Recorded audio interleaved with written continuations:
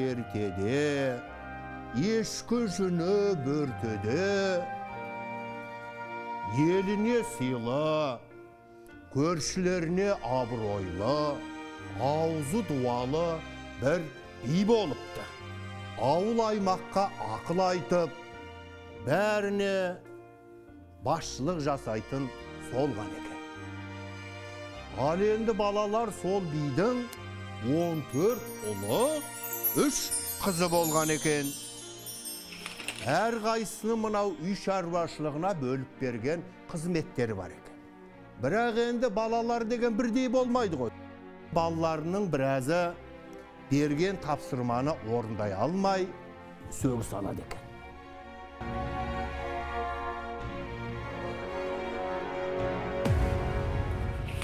Білім мен білік. Қанша грант бердік биыл, Сәріпжанов? 25 грант. Және больше. 35.053. Биыл жоғарғы оқу орындарына бөлінген гранттың нақты саны осы. Сәрінжіпов мырза. Министрлікке енді келгеніңізді сылтау ететін боларсыз. Алайда, балапан бағдарламасы бойынша балабақшалардың саны 1000-ға артты деген дерегіңіз қаншалықты шындыққа жанасады? Бәлкім елбасына мұндай ақпарат бергенде оңтүстік Қазақстандағы ахуалдан хабарсыз болған шығарсыз.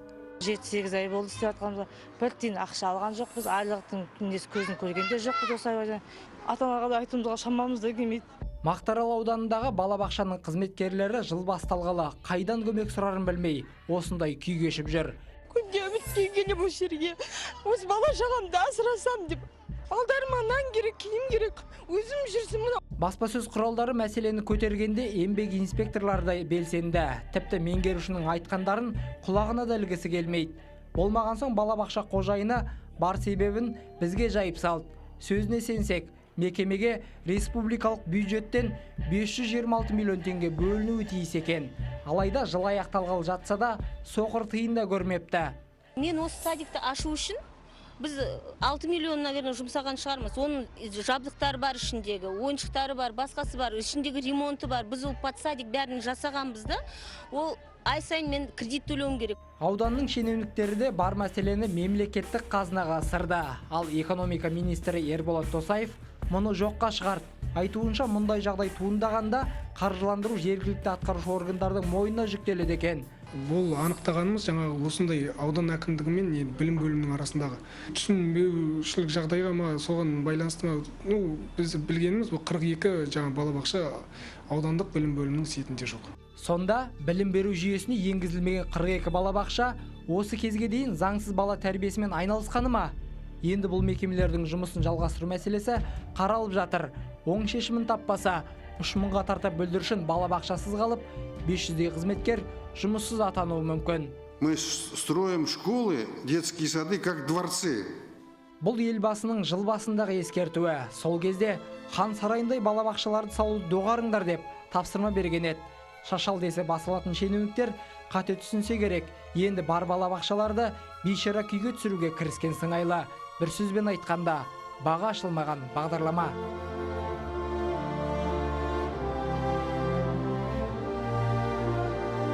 Жыл басынан бері білім және ғылым министрлігінің төбесінен қара бұлт арылмай қойды. Алдымен министрдің орынбасары Саят Шаяхметов 1 миллиард теңгені қалтасына басты деген айыппен қаржы полициясының қырына ілікті.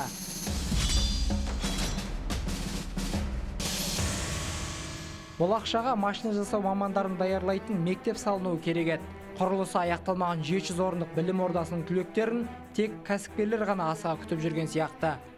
Это количество увеличится до 12 тысяч.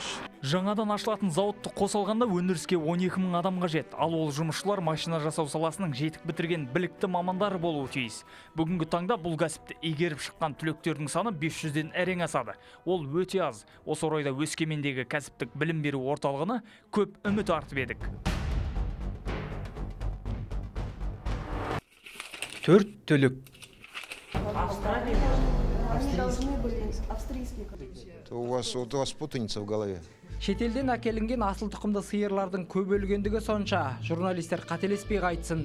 Айта-айта дәмі кеткен бұл мәселеге депутаттар да оралмайтын болған қазір. Ендігі күн тәртібіндегі сұрақ, кедендік одақ аясындағы ет экспорты. Елбасы 2016 жылға дейін сыртқа шығарылатын ет өнімінің көлемін 60 мың тоннаға жеткізуді тапсырған. Ол үшін 120 миллиард теңге бөлінді. Что сейчас происходит? За 7 месяцев текущего года экспорт 0. Зато наши прилавки сегодня завалены белорусским мясом. Сходите в магазин. Ескі сиырды бізге беріп жатыр. Жастардың өзіне қалдырып, кәрілерін. Ол кәрілердің етін Англияда мысыққа беретін білесіз бе? Енді қара етін кім бар сонда бізде? Не қарап отырсыңдар, айтшы? Арада бір айдай уақыт өткеннен кейін журналистер осы сұрақты қайта қойды Асылжан Мамытбековке. Тағы да жауабы дайын емес. Беларусиядан қанша сиыр келді, қанша тонна ет келді, айта аласыз ба? Айта алмаймын. Неге елбасының мысалы айтқаны Беларусияның кәрі сиырлары емес пе еді? Мен оны айта алмаймын. Кедендік комитеттен алу керек оны. Елбасы назарынан оңтүстік Қазақстандағы мақта шаруашылығының проблемасы да тыс қалмады. Мата шығаратын зауыттар толық қуаттылығымен жұмыс істей алмай тұр. Себеп шикізат жетіспейді. Мақтамыз бар. Мақтамыз фабрикаға жетпейді. Фабриканың жанынан шетелге кетеді. Асылжан, біз қанша мақтаға субсидия береміз? 18 мың теңге гектар. Норма затратtan 10%. Мақтаны заводқа бермесе, субсидияны алып тастаймыз. Айт бар бәріне. Мен айтты. Неменеге біз оны қолдаймыз? Ана жаққа сату үшін ба? Бұлай қарасаң, президентке жеткізбей өздері ақ шеше алатын мәселе. Бірақ іс жүзінде бәрі керісінше. Айдалада ақ отау. В Караганде, например, завод по производству самолет фермера. Бір кезде үлкен салтанатпен ашылған Қарағандағы авиазауыт бүгінге дейін бір ғана ұшақ шығарған. Оның өзі ұшпайды дейді. Жерге әрең қоныпты. Егер жұмыс істемесе, дабыраның не керегі бар? Зачем такая показуха нужна, если оно не работает? Үдемелі индустриялық дамыту бағдарламасы аясында қолға алынған жоба негізінде ауыл шаруашылығындағы ескірген ұшақтарды жаңарту көзделген. Алайда жоба әзірге тек жоба күйінде қалып отыр. Бір ұшақты құрастыруға қажет бөлшектер жасау үшін 6 миллион теңгедей қаржы жұмсалады. Бүгінгі таңда 10 ұшаққа жетерлік бөлшектер дайын тұр. Алайда сызбалар дұрыс болмағандықтан жұмыстар әзірге тоқтап тұр екен. Өйткені бірдей болуы тиіс, мына екі бөлшектің айырмашылығы көзге ұрып тұр. Есептің дұрыс болмағандығынан кейбір жерлерінде сәйкессіздіктер 1 сантиметрге шейін жетеді. Қате сызылған осы жоба үшін ресейлік МВН компаниясына 1 миллион 700 мың доллар ақша аударылған. Бірақ бұл кәсіпорынның өзінде құрастырылған ұшақтан артқа шықпапты. Один самолет находится на территории Казахстана спектра. МВН компаниясы 10 фермер 2 ұшағын жасап шығарған. Олардың бірі біздің зауыттың аумағында тұр. Қалғандарының қайда екені және егіс алқаптарын суарып жүрген туралы ақпарат мүлдем жоқ. Біз осы ұшақтардың бәрін қате сызбалар арқылы құрастырды ма деп күдіктенеміз. Нұсқадағы сәйкессіздіктер былтыр анықталған. Бірнеше рет ресейлік әріптестерге сұрау жіберілгенімен жауап жоқ. Жоспар бойынша Қарағандылық зауыт 2 жыл ішінде 20 ұшақ жасау керек еді. Оның орнына тегіс жерде тежеліп отырған зауыттың шығыны 800 миллион теңгеге жеткен.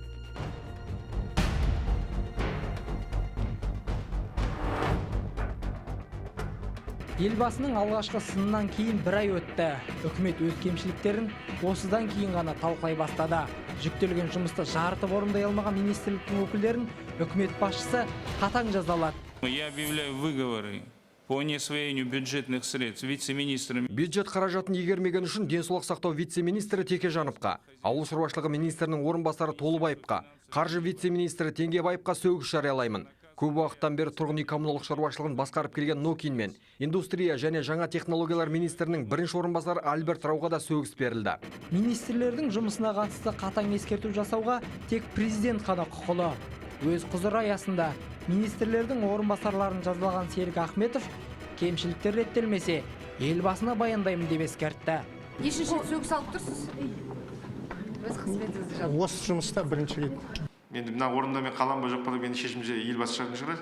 Иә, ол жалғыз орынбасарларымыз, бұл жалпы министрлікке де және де үкіметтің өзіне де айтылған сынды. Министрлердің де негізгі, әкімдердің негізгі жұмысы ол осындай сындарға жеткізбей жұмыс жасау.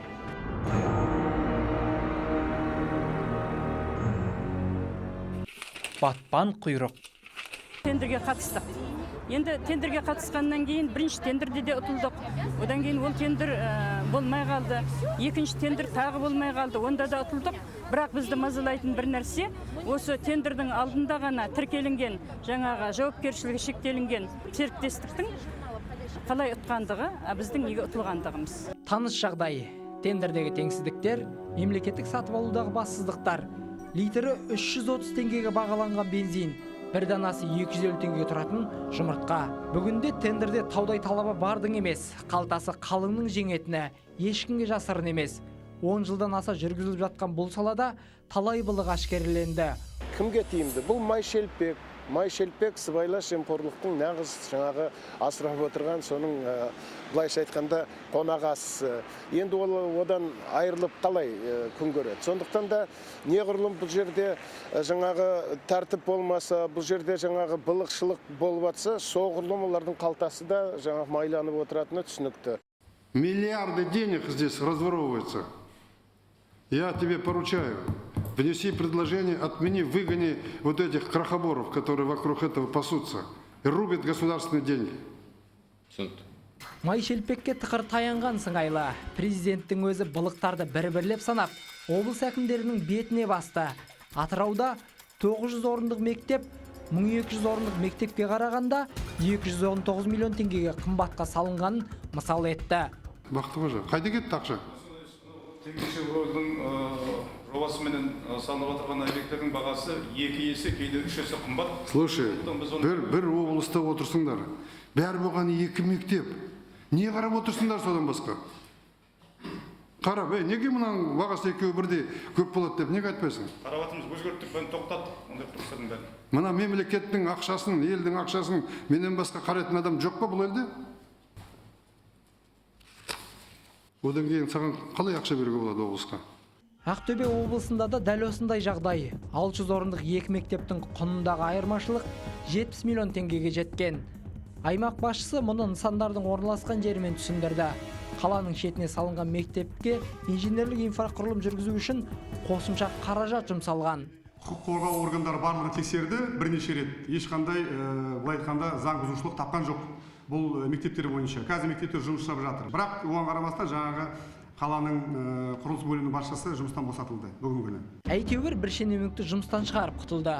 Алайда мұндайға енді жол берілмейді. Бұдан былай тендер мен мемлекеттік сатып алу мәселесіне тікелей әкімдер мен министрлер жауапты болмақ.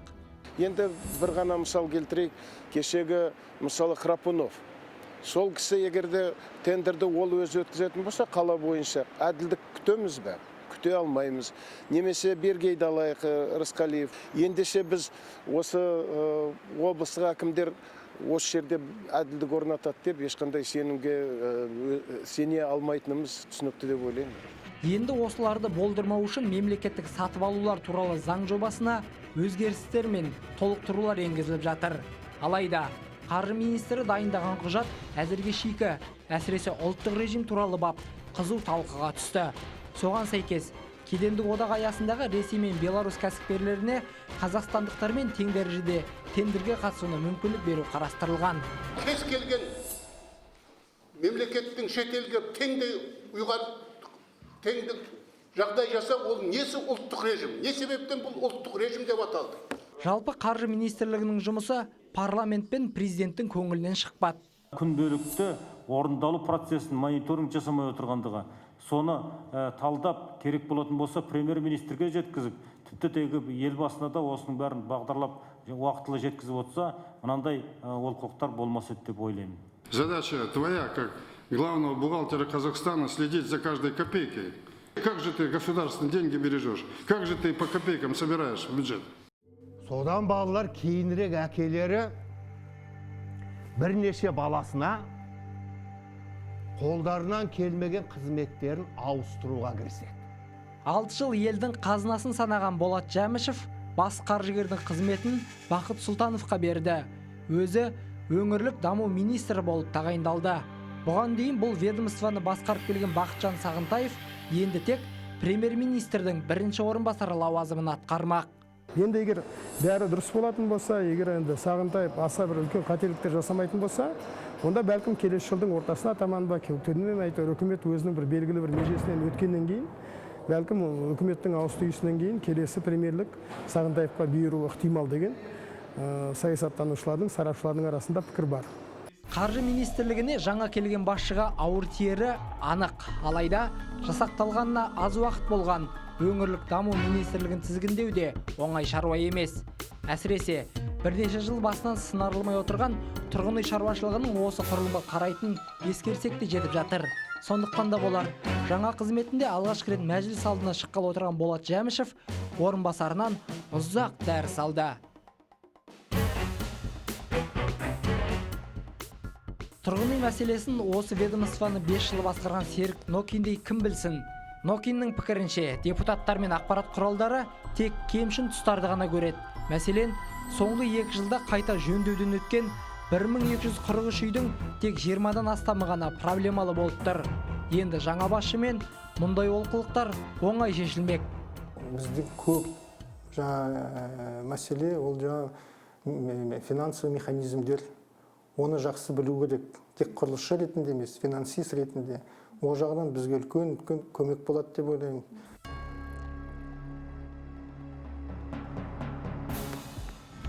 Бейнет түбі. Жыл басталғаннан әйелдердің зейнетке шығу жасын ұлғайтады екен деген әңгіме халық арасында қызу талқыланған тақырыптың бірі болды. Бірнеше жылдан дайындалып жатқан құжат тек орындалу мерзімі таянғанда түсініспеушілік тудырды.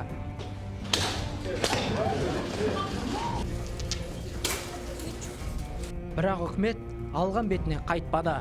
Парламенттің қос палатасы да мақұлдап жіберді. Әрине, 3-4 депутат қарсы болды.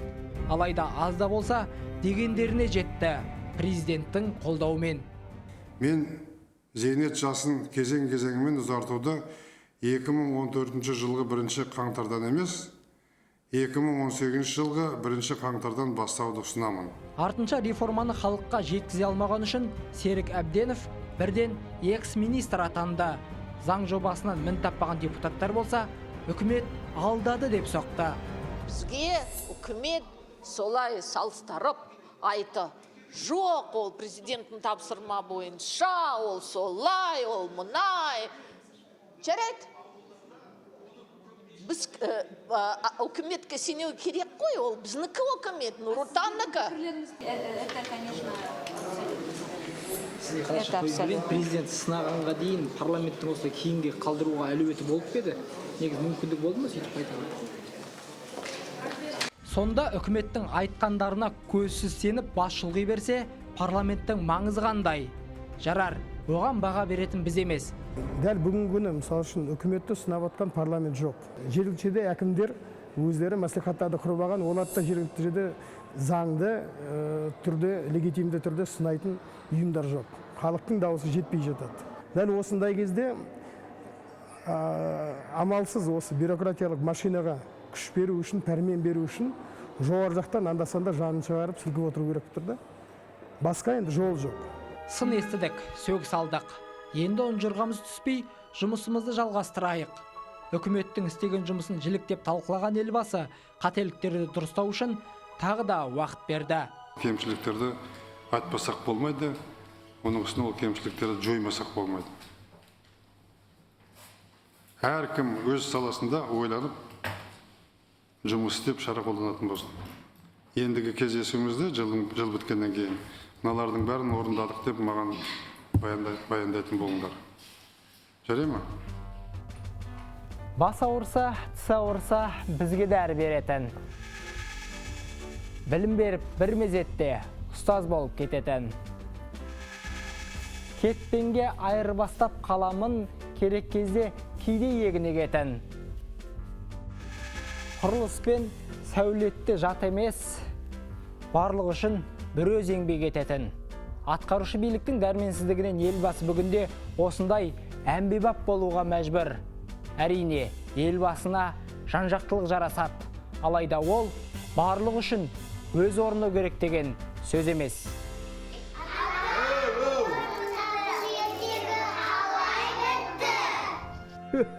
Айналайындар ай, қалай бітуші еді? Барлық ертегі сияқты бәрі де тамаша бітті. Бәрі де баянды бақытты өмір сүріпті. Бірақ балалар, мен сендерге айтайын дегенім бар ғой. Бұл ертек әлі аяқталған жоқ.